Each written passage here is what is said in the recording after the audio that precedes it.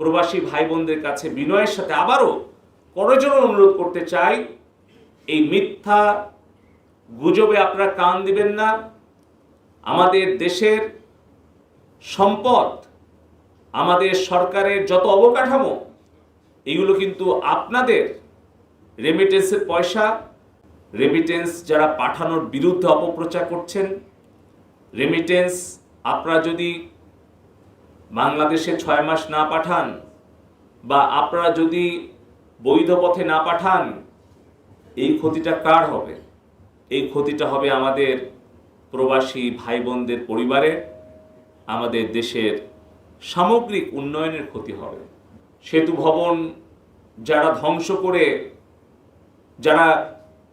যারা একটি বিকৃত মানসিকতায় আনন্দ করছেন, তাদের জন্য বলি যে এই যে হাজার হাজার কোটি টাকার সম্পদ ক্ষতি হলো, এই যে কোটি কোটি ছাত্রছাত্রীদের মনে হৃদয়ে ক্ষত তৈরি হলো, এই ক্ষতিটা কিন্তু সরকারের নয়, এটা কিন্তু জনগণের ক্ষতি। এই এলিভেটেড এক্সপ্রেসওয়ে, এই মেট্রো রেল, পদ্মা সেতু, ডেটা সেন্টার, বাংলাদেশের যত কিছু অবকাঠামো, তার ক্ষতি হলে এটা দেশেরই ক্ষতি হবে, জনগণের ক্ষতি হবে।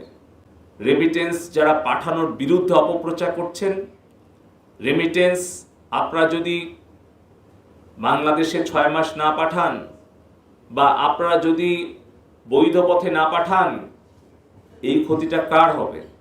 এই ক্ষতিটা হবে আমাদের প্রবাসী ভাই বোনদের পরিবারে, আমাদের দেশের সামগ্রিক উন্নয়নের ক্ষতি হবে। তাই এই অপপ্রচারগুলো আমাদের প্রতিরোধ করার জন্য সবাইকে ঐক্যবদ্ধ হয়ে কাজ করতে হবে। আমি লক্ষ্য করছি যে অনেকেই অপপ্রচার করছেন যে রেমিটেন্স যদি আমরা 6 মাস বাংলাদেশে না পাঠাই তাহলে সরকার পতন হয়ে যাবে।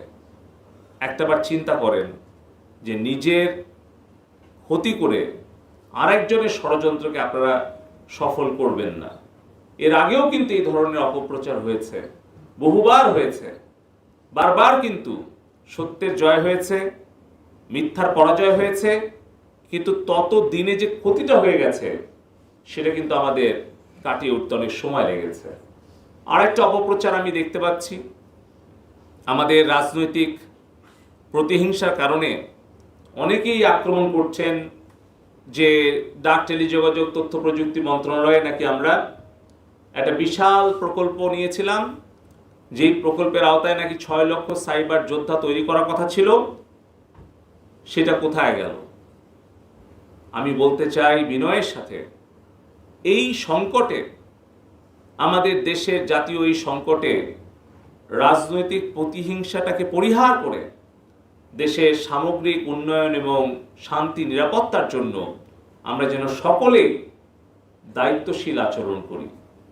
এই সময়ে মিথ্যা অপবাদ দিয়ে হয়তো রাজনৈতিক প্রতিহিংসা অনেকে চরিতার্থ করার চেষ্টা করছেন, কিন্তু একটা কথা আমাদের অবশ্যই মনে রাখতে হবে, মিথ্যা দিয়ে সত্যকে সাময়িক ঢেকে রাখা যায়, কিন্তু সত্যের জয় অনিবার্য।